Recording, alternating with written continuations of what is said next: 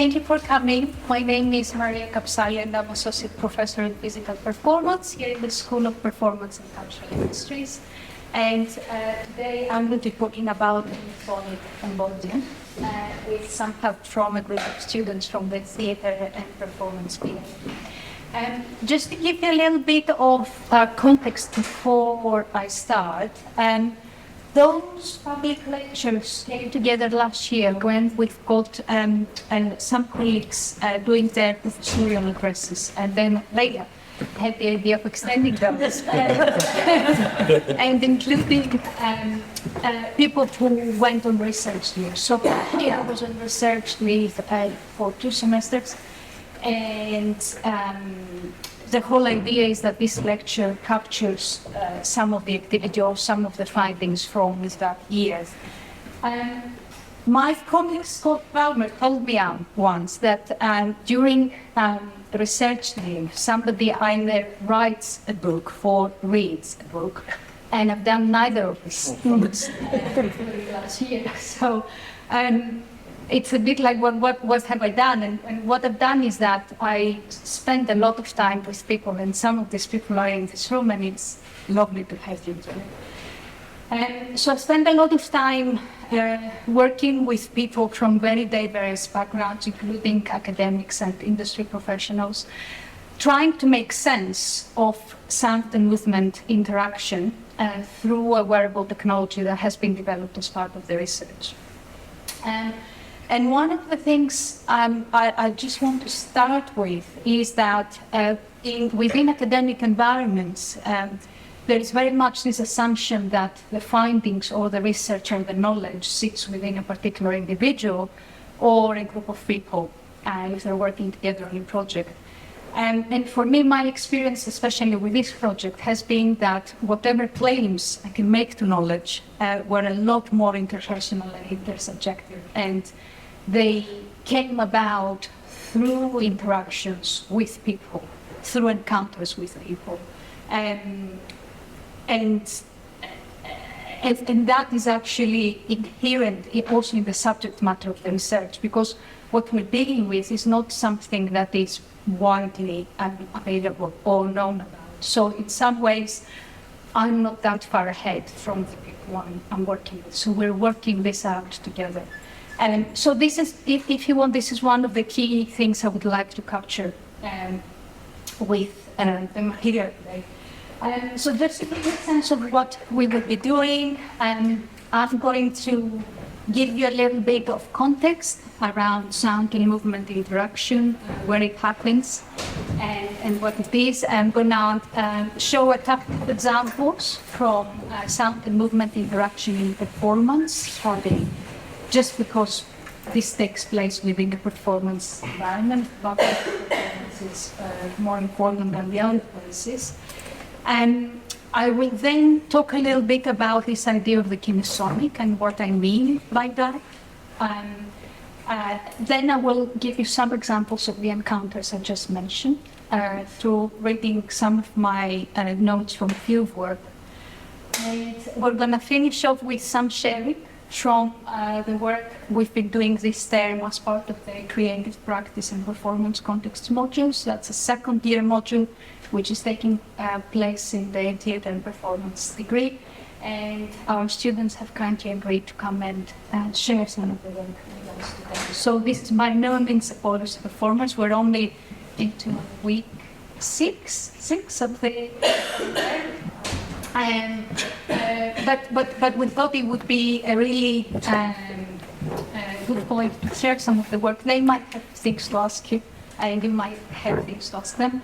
And so we are aiming to wrap up around 5, have some questions, and then some wine outside. Does the sound okay? Haven't missed anything. All right. So let's get going then. So towards a kinesonic embodiment, digitally mediated sound and movement interaction. And I think probably everybody in this room know that when I mean digital mediation, I really want to take on, which is the wearable technology that has been developed out of research that has been funded by the university And within, and it also involves pedagogy about the use of the technology. And this is developed with academic researchers with significant support from the State Athletes team, industry professionals, third parties and organizations, and of course students, because this work informs my teaching, and this is the second year where I'm teaching this material in the creative practice module. Okay, so I would like to start by giving you a sense of the context, the wider context in which sound and movement interaction takes place. And I'm roughly talking about the last 30 years. So we've got some of the first technologies developing really in the 1980s and becoming more widely available in the 1990s. And now there is a proliferation. And as you can see, we've got, it's quite, it's pockets, but they're quite wide. They're quite broad and diverse. So obviously, first pocket is experimental music, digital instruments, experimental musicians and technologists creating new kind of instruments through digital technologies, and that then leads us to accessible digital musical instruments. So a lot of those are quite bespoke and developed for musicians who have some kind of disability that prevents them from accessing the acoustic instrument they play prior to injury or accident. Intermediate and digital performance, we've got quite a lot of examples from performance makers who have been using this kind of technology for making work, especially choreography. Video games is another one. Most kind of prosaic example is shooter games. So if you make the action of shooting, there will be a sound on the screen. That's some kind of show that's taking place. Sound art, especially in installations, but also in exhibitions where exhibits becoming more accessible for families, or they offer additional activities for children. And finally, clinical contexts and sports training contexts. And it's interesting that in those kind of contexts, this kind of work is called movement sonification. And some of you might remember that I used to use that term. And then in the end I dropped it because, as you can tell, what the term does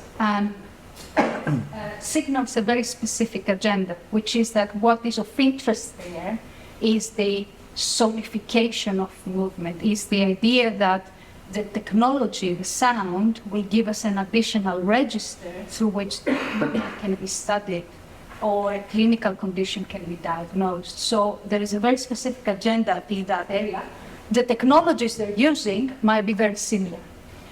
The other interesting thing is, of course, the participants and the audiences in all of those things. So on this end of music, we're talking about specialist users, trained musicians, but also people with significant expertise in technological systems and digital interfaces. As we move into this area, we're talking about both specialist users and non-specialist users. Come on in. And so there is obviously within those project teams for developers for the video games, people with significant expertise, but then we also have lay audiences, the ones who are going to watch a performance, who will go and play the video game, who may not necessarily know how the technology is about.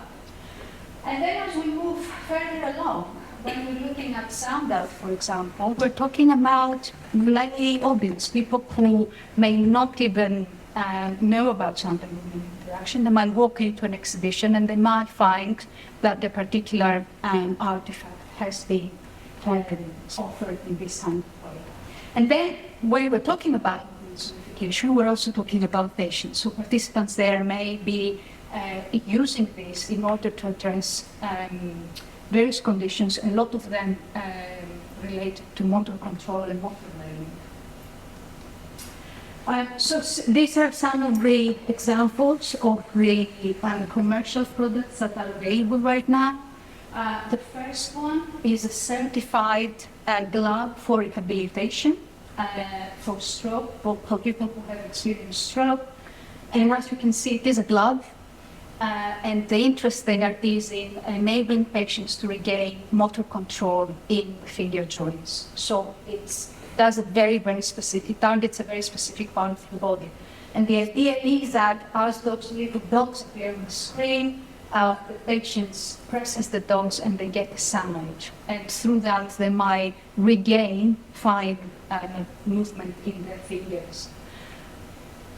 As I said, similar ideas. If we go to the one at the bottom, these are Mimo gloves from Imogen Heap. These are ones of the most celebrated commercial products on sound and movement interaction. You need quite a lot of technical expertise in order to be able to use them. The idea is that the performer on stage can create a whole music track through the movement of their hands, and the hand gestures can be quite sophisticated, and the way they can be combined together. And then the one in the center is Somi, and it's being developed by a company called Instrument Thing. And it's actually quite similar to Ecomate. You see, these are the sensors, so it's operating with wearable sensors that the dancers can wear theoretically anywhere in the body. It has been developed by a group of technologists, and their ideal, their target audience is choreographers. So the idea is that choreographers are going to take this technology and begin to make new work with it. Okay, so these are some of the examples from performance. There are obviously a lot of examples from digital musical instruments and sound installations, but I wanted to share some examples from performance. And one of the first and very celebrated one is actually quite early, 1966. I'm sure the names won't cause any surprise for those of you who know the work of Cage and Kalipa. Bill Kluber was an engineer, and Robert Moog developed the Moog synthesizer. And so the reason I wanted to show you that, and I hope it's on play,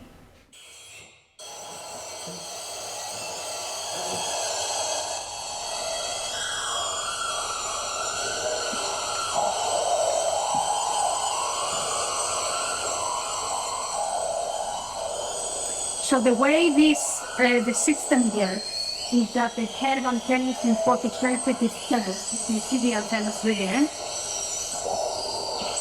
And those antennas are connected to a set of case recorders who head recordings of played with music.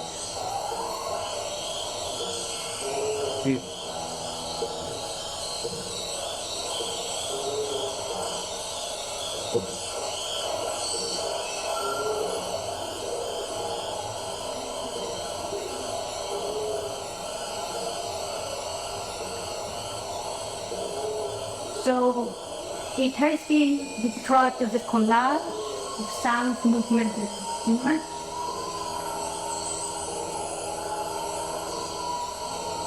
And as you can see, in that kind of aesthetic, the stage and time have developed over the years, the movement, videos is showing, just there is no connection between the two. If I didn't tell you that, then movement have made a sound. So and the other reason I wanted to show this, and let me see if I can find that, is because, there it is. That's probably one of the most interesting ways of exciting sound. So you can see an element of the former exciting on her head. These are the case recorders. The engineers in suits and glasses bring them more. The dancers are dancing. And this woman there, this dancer, look at the way they're going to express the sound.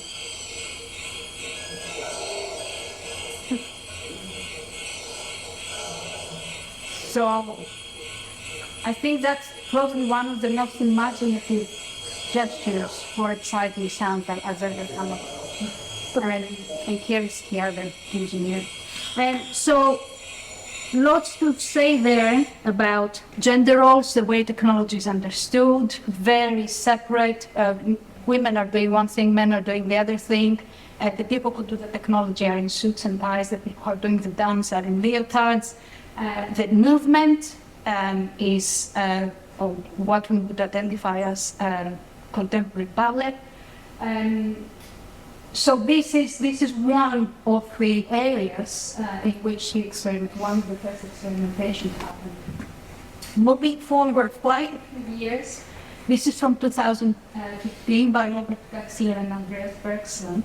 Robert Wexler has been working with sound and movement interaction since the 90s, and he had a theater company that used an optical system, and they created work in Hollywood. They created choreography for a period of years. And then since he got together with Andreas Bergson, they developed an optical system. So again, the dancers do not wear anything on them.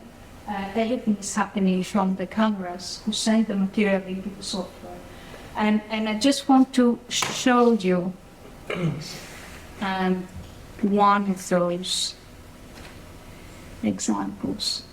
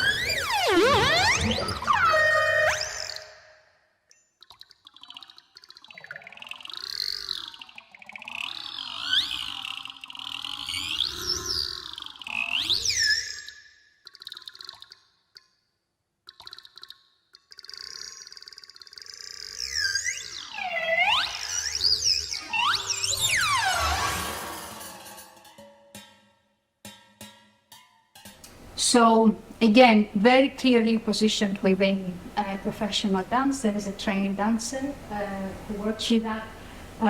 But I don't know what you make of it. And my sense is that in this one, the relationship between the sound and the movement is a lot clearer. And there is a sense that the sound is almost sculpted through the movement.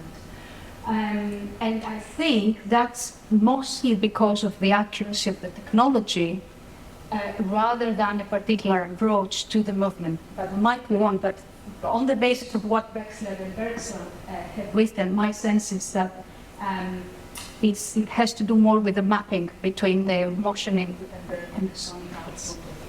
That example, that's from an artist called Mark with Aroma. And as you can see here, they are working with electromyograph. So in this case, the technology is on the person, and what it's picking up is the electric signals from the performance body. And this function of performance has been filmed to be viewed in this way. Just some quick excerpt that you can see performance art with technology. There's a clear sense that Donnarumma is playing with ideas of the sidewalk, the idea that through the technology, through the meeting between human and technology, we end up with a new hybrid creature. And the way the performance is filmed aims to give this kind of example.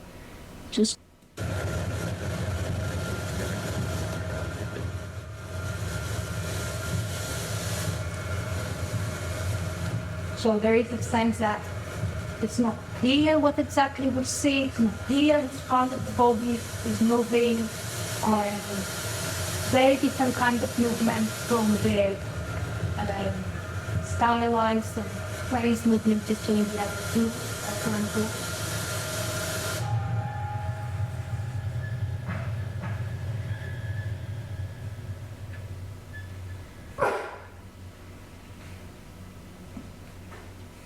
So I'm just gonna stop there. All of those are online if you want to have a look. And okay, so if we go back to the diagram, some observations on what is happening in each one of those organs. So clearly, experiments within experimental music, they prioritize the sonic output or the artistic outcome. They're interested in what kind of sound can those interfaces make, and how can those interfaces complicate understandings and experiences of music and music making. As I said, they require high levels of music expertise, and they tend to prioritize the hands as the main part of the interaction. I assume because they're coming from music. Within video and digital performance, one key question there, especially in Wexler's writing, is what does the audience actually pick up during these pieces of work? Are they aware of the interaction? Because if you think about it, performance is made so that the performer's movements need to be cued with the music. So how would an audience know that it's actually the performance movement that create the music or create the sound?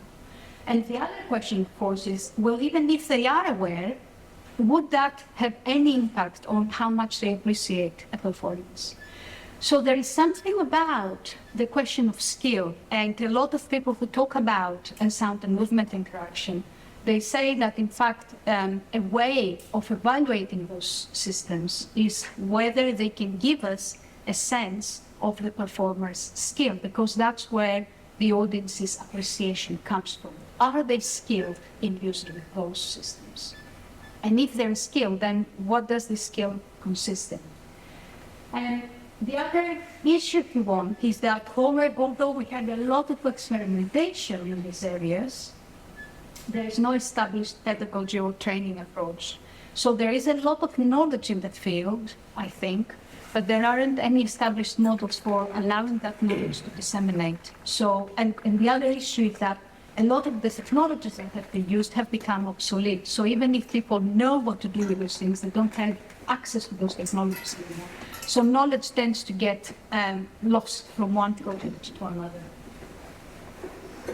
Within video games and sound art, in video games, the modes of interaction are quite limited because the interest there is not about developing movement, and the bodily orientation is dictated by relationship to the screen, so it's becoming limited in this way as well. And then with sound art and installations, there are a lot of very, very interesting examples. The problem with those is that we don't have access to them because they happen within a particular exhibition, and people might interact for 10, 15 minutes, 1 hour, and then that's it. And they're no longer available. And finally, with governance unification, as I've said already, the privatization, the priority there is measurable, replicable findings. And as a result, that limits both the movement that users are allowed to do, but also the sound, because they want to see whether a particular sound will have a particular effect on the movement, and they have to test this again and again and again. So they don't really play with this stuff. So out of all this comes this idea of the Kinesonic practice. So if you want, my kind of idea when I looked at all of that was that we have to look at this thing as a standalone practice, as an independent thing.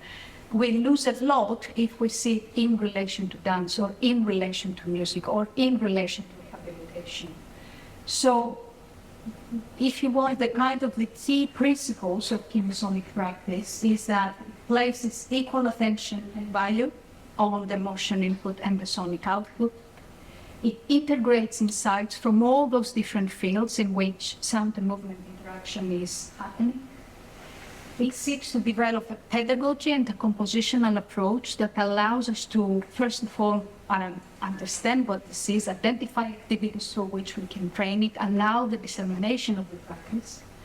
It searches for a language that allows us to capture the equal standing of sound and movement.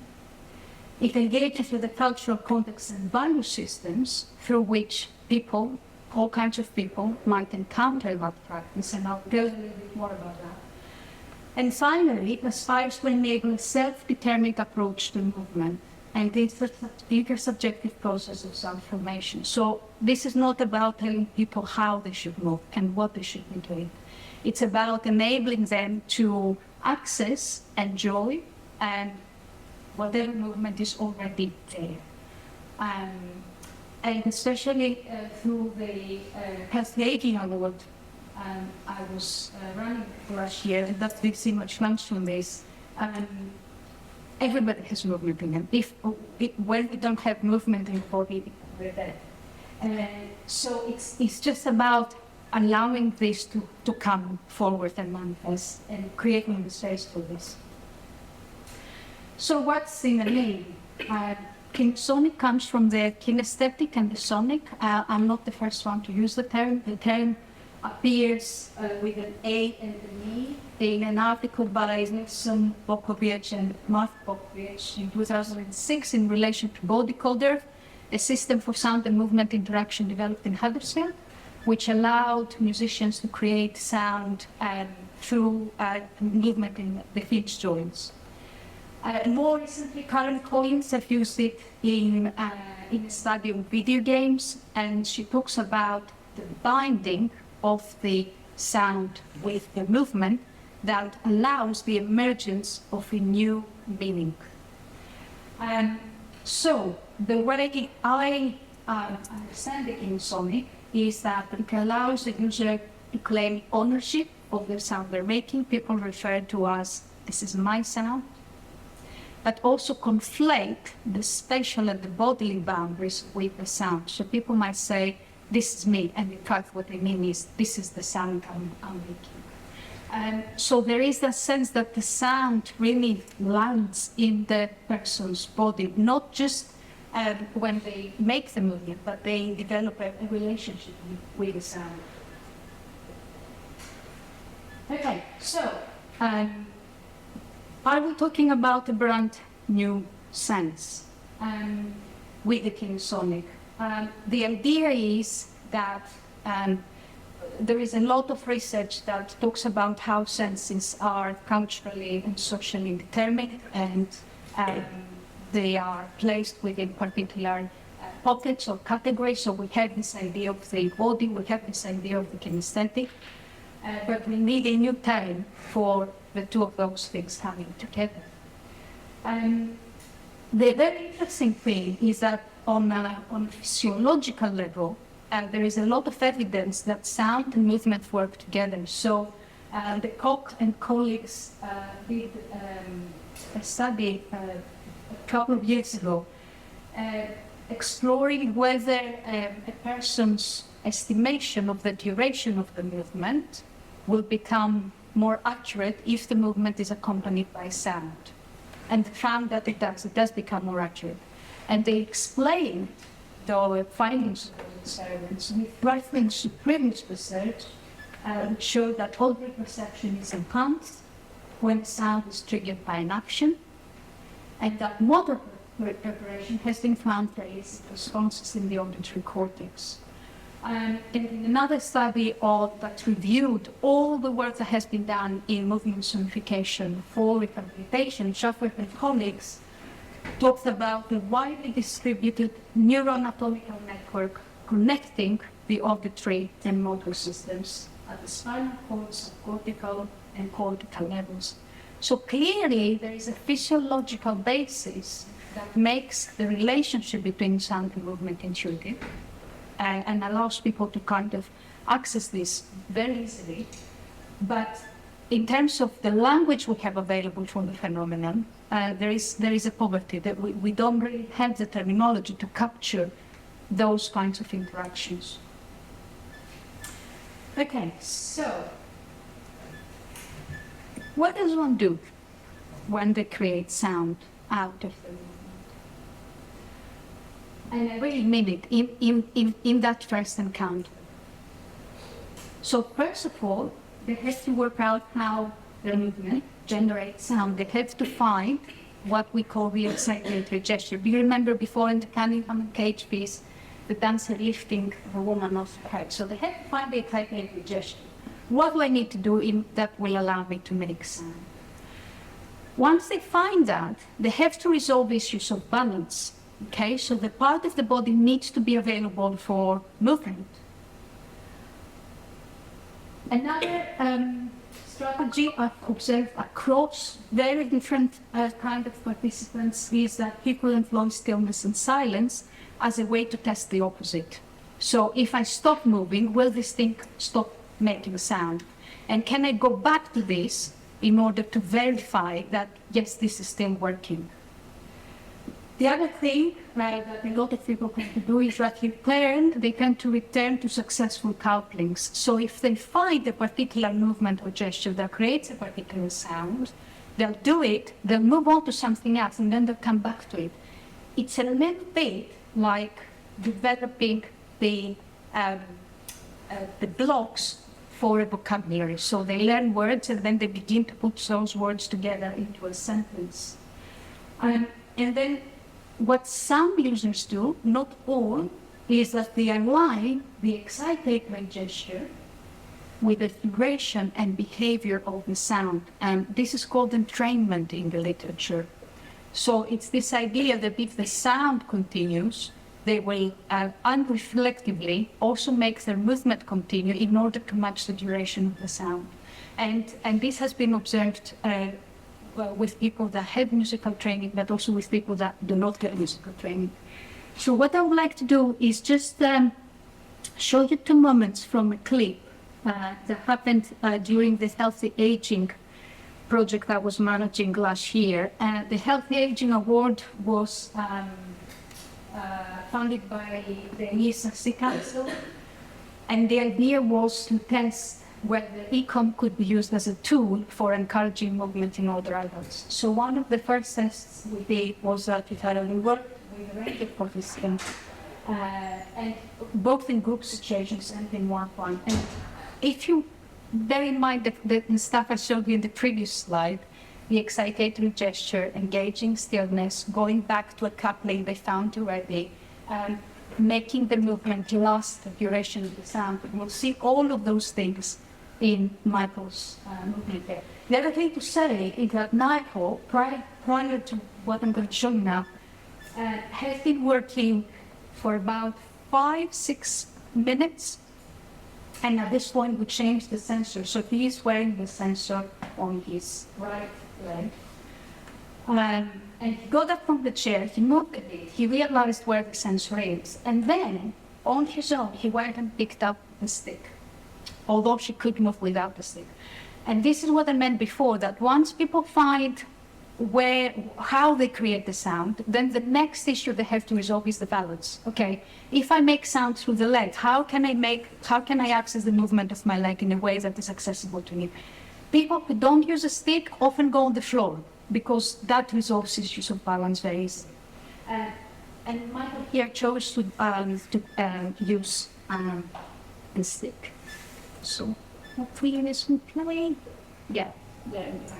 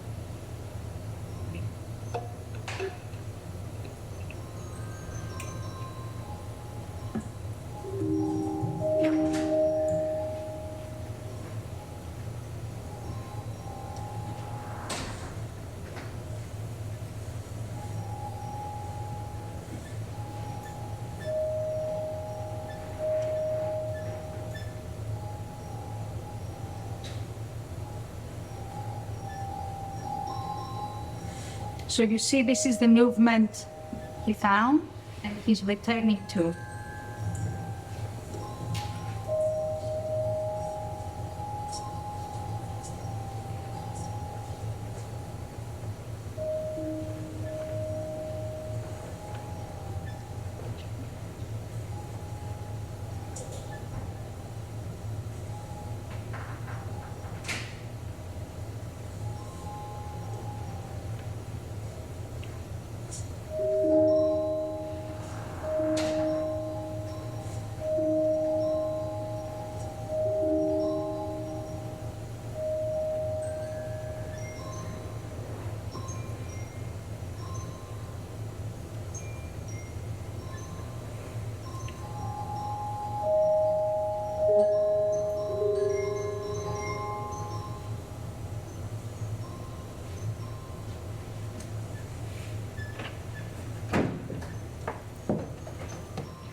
So hopefully those things were evident in that small.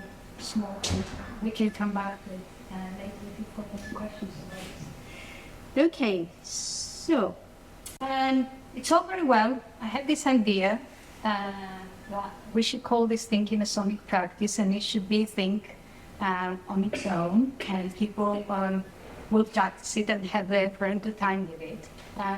But that's what I thought.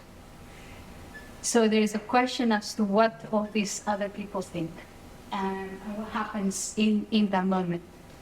And there is this really nice quote from Mandarin religious, nothing to do with what we're talking about today.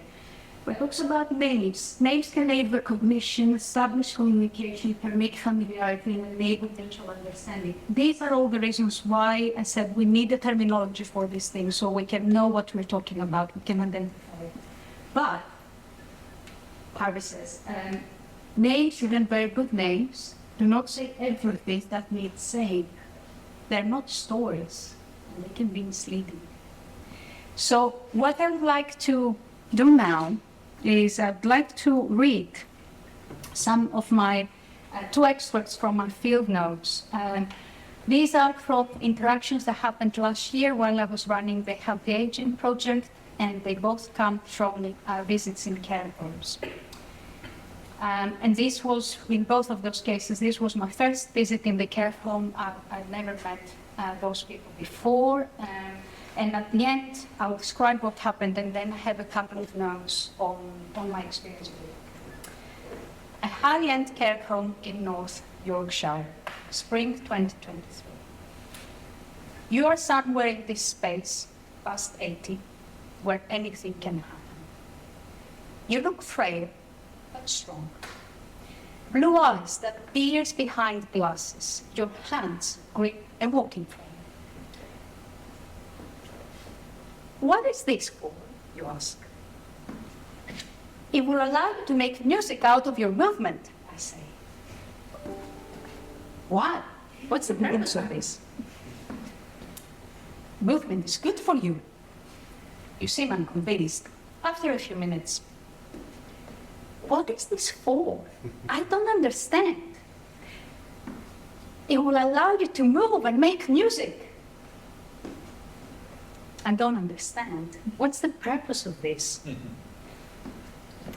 It will make you move. If you place this little box in your hand, you will make sound. What is the purpose of this? Are you getting a degree out of this? Is this taxpayers' money? There are people around you. Other residents, care staff. We move around, we get up, sit down. Those little things are passed around and strapped to people's arms. Water, birdsong, harp, marimba, a woman gets up and dances. You're still in your armchair, interminably asking what the purpose of this is. Whilst I attend to others, somewhere at the back of my head, I'm trying to work out what makes you tick. What do I need to say that will make you see yourself in this? I changed that. And this time I tell you that this is for play. We lock eyes. Play, you repeat back. I think I can see a flicker and no more of recognition in your face. After a while, you ask again, what is this? And we give you the same answer. Your movement will make sound. Finally, you work it out. You look at me with a triumphant smile and you clap. There are key challenges in this work that are not entirely new for me, but I still find hard. Taking the technology in new contexts often involves not knowing the people I'm going to meet, how much they understand, how they tend to behave, what they like, what they wish for. In care homes, I find that the answer, it will make you move, has currency with stuff, but little currency with residents. I wonder if in some cases what is needed is to bypass cognitive-based explanations and simply bank on the effect. It will make you move, even if whilst you're asking, what is this for? This poses another challenge. Ecom is intuitive, and this can lead people to think they know what to do with it. We do, and we don't. A middle-range care home in East Yorkshire, spring 2023. We come into your room, 4 women, 2 care staff, the care home manager, and me. It is a small room, taken over by your bed. A big window on one end, photos on the wall, some of them of you, of a younger self, some of other women, your mother, daughters.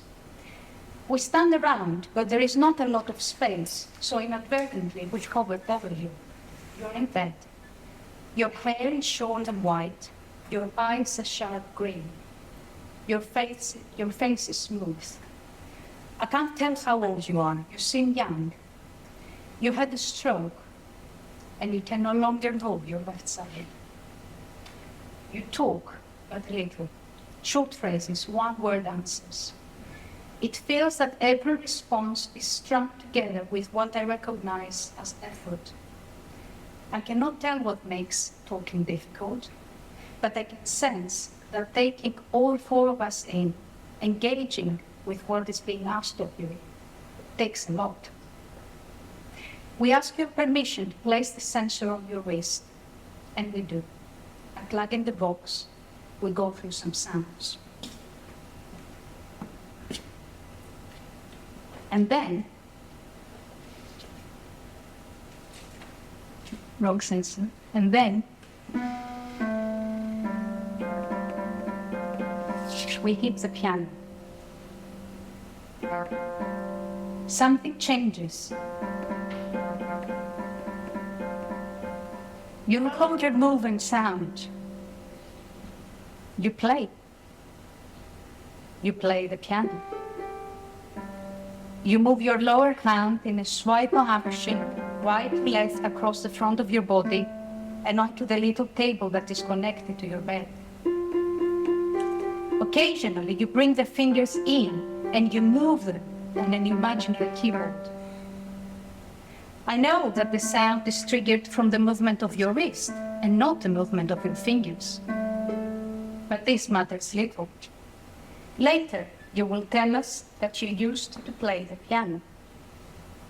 Every now and then you stop. You sink further into the bed.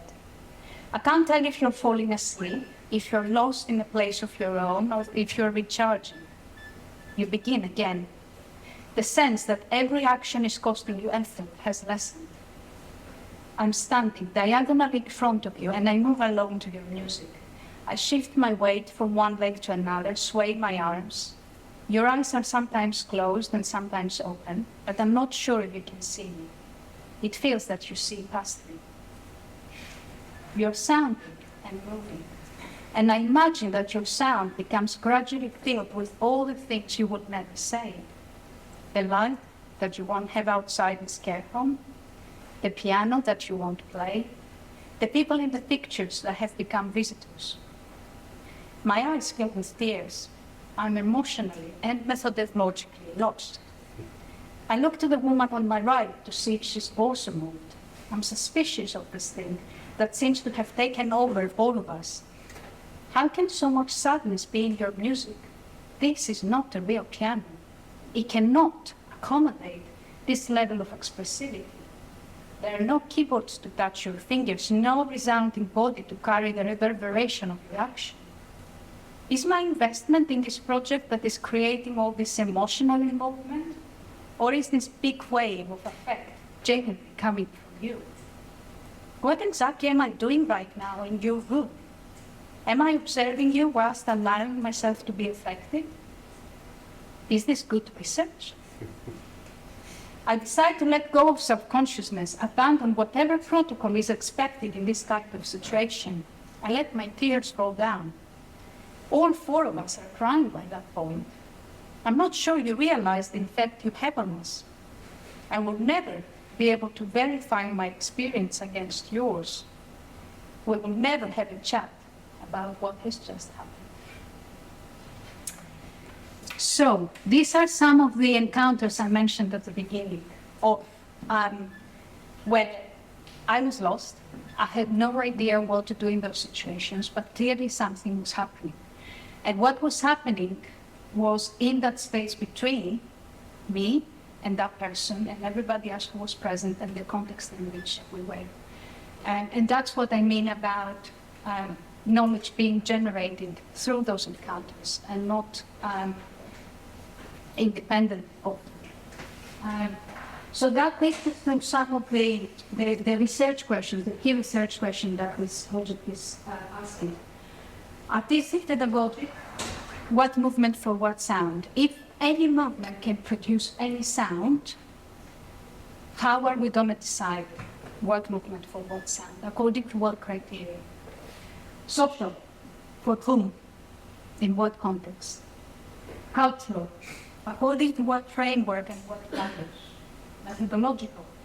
In what way can the Kinesonic be studied and how can it be known, especially if we are trying to move beyond the existing categories in which senses have been studied? And finally, ethical. What does the Kinesonic change? What does it achieve? Does it make anything better? So I'm just going to quickly talk a little bit about each one of those elements. So this is the pedagogical element. These are some of the disciplines and approaches that have informed the work and continue to inform the work. But you may find here stuff you already know, or you may be an expert yourselves. And so these are some questions around design, really about the design of the pedagogy. So how does Kinesonic practice develop? How can activities unfold it? What does one do when one makes sound out of their movement, and how can they be coached to become better? What does better or good look like? What kind of benchmarks of quality can we use? What kind of activities are useful? And then how are those activities scaffolded? Okay, so how do we do this in pedagogy?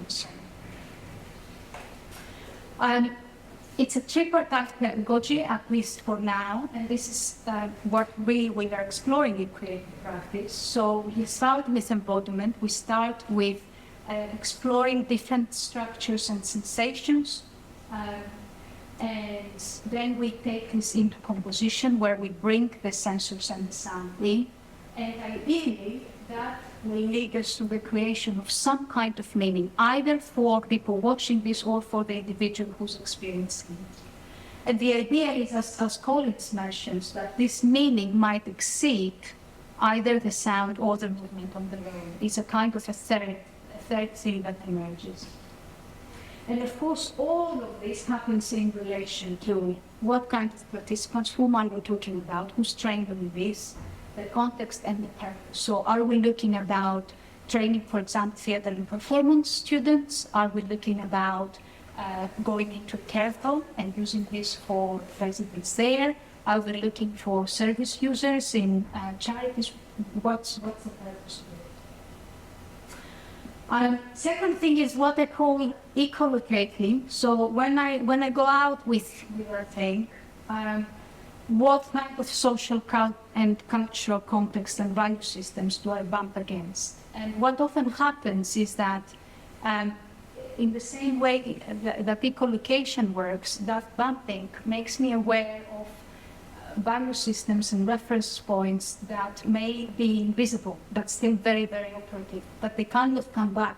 And the things that have come back is ideas around creating health, healthy aging, accessibility, and inclusion. These are the kind of things that are currently valued, both in research agendas, funding streams, and this is the kind of thing I hear that when I go somewhere with that thing. That's the kind of, that's the way in which people tend to make sense of it. And when I kind of realized that, yeah, that this is really the context in which people will read this thing, I started thinking about, well, how do I understand this context, and how can I, well, if not shape it, at least what would be my approach within that? And I very much went for a holistic approach where health benefits are coupled with creative expression. And this is one of the things we very much explored in the arthritis project, which was a pilot for healthy aging. So the idea that health is a form of expression, as is disease. And that through creative expression, we can also not only get results in terms of physiological health, but we can also get the opportunity to express our experience of health and disease, perhaps in ways that are non-verbal or that allow us to capture sensations that escape language, such as pain. And finally, ethics. And I identify ethics across three sides. So between the user and the technology, between the people, and that involves the participants, but also the researchers and the participants, stakeholders, and finally between the user and the expressive output. And I just want to say a couple of things about the relationship to technology. And those things in here are Arduino sensors, and they work with microchips that are made in Taiwan. And you might have heard in the newspapers, last year there was a shortage that created a real problem for the project because prices went up. We couldn't find sensors, we needed sensors. And so there is clearly a geopolitical context that is going on there. This is one of the main reasons why China is thinking of going into Taiwan. So the chip economy is very, very big right now. And of course, the other thing is that all of that technology is designed in a way to make those relationships transparent. So the fact that we forget them is actually a choice. And I'm really, really interested in not forgetting or not being led into certain choices just because they're available. And this is one of the reasons why we didn't go down the route of creating an app for this, because we didn't want to go and further underdoes the mobile phone. Michael Boone, drawing on Wolfgang Benjamin, talks about a form of technological training. He says that technologies train us. They are embodied. We get into our bodies the rhythms and the accents and the priorities. Think about, for example, the ease and the speed with which we think we should be emailed back. Just because email reaches us so quickly, that doesn't mean we should be emailed back with the same speed. But we, if you want to integrate the speed of the technology into our own rhythm. So forms of interaction train us into specific dynamics and expectations, and often trigger relationships of predictability, precision, and control. And this is a quote from David Rockaby, who was one of the first people who developed the sound and movement interaction system as a sound installation in the 80s. And he talks about user interfaces as a kind of belief system. And this belief system comes as hidden content. This is the big thing we need to be really aware of. That whatever technology we're going to use, it comes with a particular type of use, and that type of use will have a particular worldview behind it, or we will be enacting a particular worldview. through the use. So, some of the questions we're also asking in terms of that is who or what do we become through our interactions with this technology? What kind of worldview and artistic practice will these interactions propagate? What is the relationship between precise outcomes and playful experimentation? And you've sensed that tension there in the model I showed at the beginning, that some of it then is more interested in experimentation, some of it is a lot more interested in predictability. And finally, what kind of worlds, relationships, outcomes can Kinesonic practice facilitate? That's a very long-winded way to say, as quite a lot of you in this room now, I'm not interested in this operating like an instrument in the sense that it's going to do exactly the thing you ask of it in a predictable manner. And that's because it's not as interesting if you work in this way, because it doesn't have expressivity within it, but also it's so it can constantly invite responsiveness. So it's not about mastering it in any way in order to reach accuracy and predictability, but it's about entering a relationship with it. And I will like to finish off with a quote from a participant from the performance ensemble, which actually took place in this room. And I think the quote says quite a lot about where we could go with that form of practice. For me, the outset was a little puzzling. So he's been working with Econ for 8 weeks, and then we did a small stay here. Some of you were present, and that's what he said. For me, the outset was a little puzzling because there were these sounds, and I was not immediately aware that I'm generating that sound. And I like it, being a baby. The baby makes a noise, it doesn't know the noise came from itself, and then you learn that actually that noise we can relate to. And the noise is the connection with other people. The growth will just hit me, the being my nerve. So I'd like us to now move to a real one. And we're going to spend no more than 5-10 minutes sharing some work we've been exploring in the studio. And so when we're ready to come up, and the first exercise we're going to explore comes from an artist called Catherine Monet, who worked with Econ, and she worked with Econ one day that Econ was misbehaving.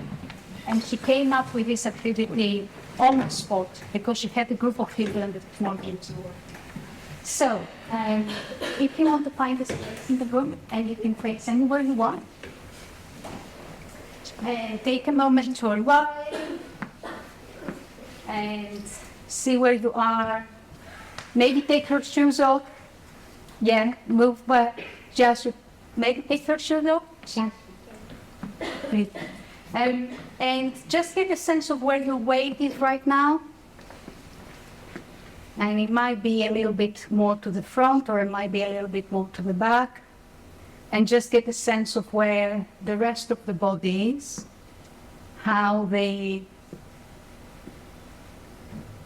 knees are coming over the ankles, and the pelvis over the knees, and the shoulder over the pelvis, and the arms extend outwards from the shoulder girdle. And the head floats up while the feet go down. And you can begin to play with the transfer of weight.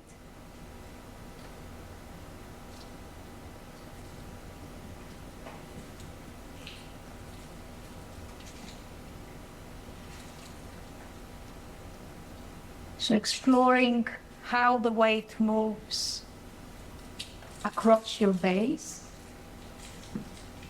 Perhaps some places might feel more familiar than others. Perhaps some places might create reverberation across the skeleton. And as you begin to shift the weight, allow parts of the foot to come off the floor. So you can begin to empty the weight from one side to another. You can think of a jar of water, emptying water into glass.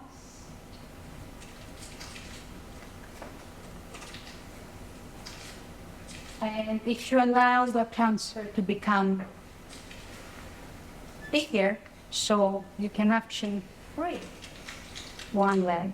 So one foot is anchored and the other is free to move across the axis of the body and into the space.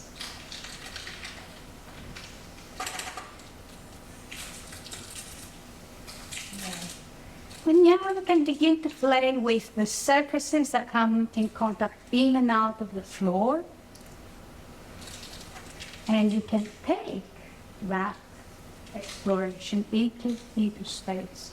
So as you begin to move the traveling foot, you can begin to take the whole structure with you. You can pause. You can sense how the weight is landing in different positions. And then how the weight moves, how it becomes transferred through the skeleton so that you reach the next position. And the position after that, and the position after that.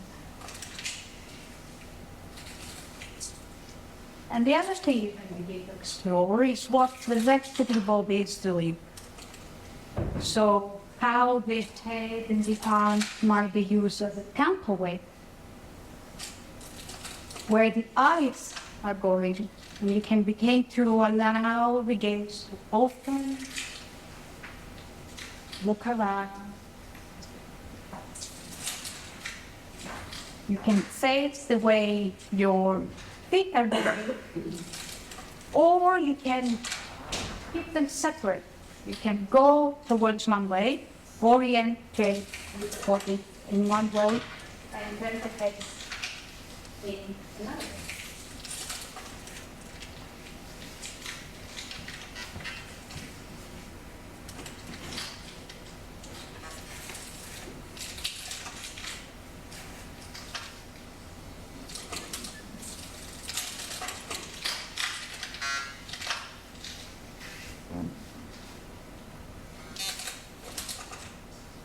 And as the sound comes in,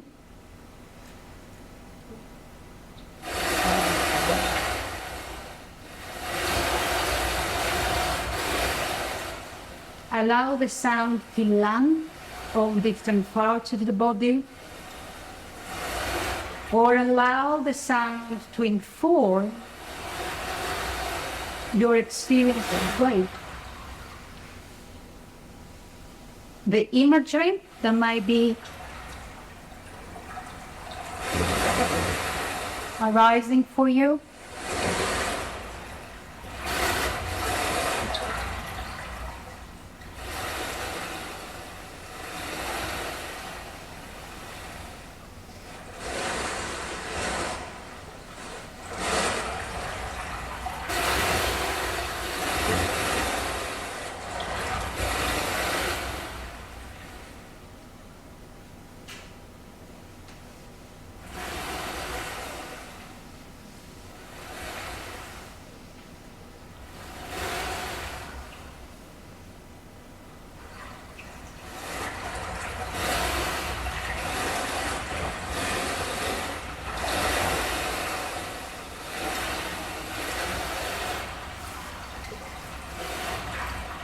Keep a sense of where you are in the space in relation to everyone else.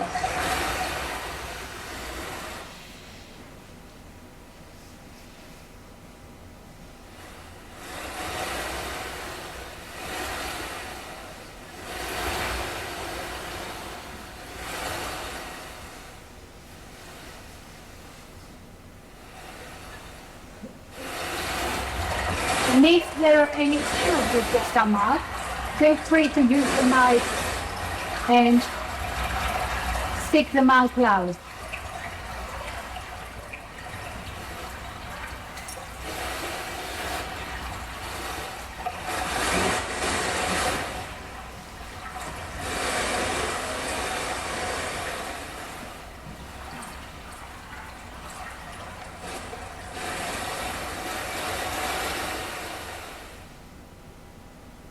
Okay, and let's move on to our second structure. So Lily, if you want to come over here.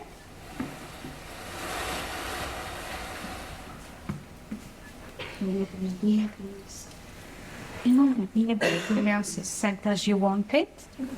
So feel free to take your positions for the mirroring. You want to keep?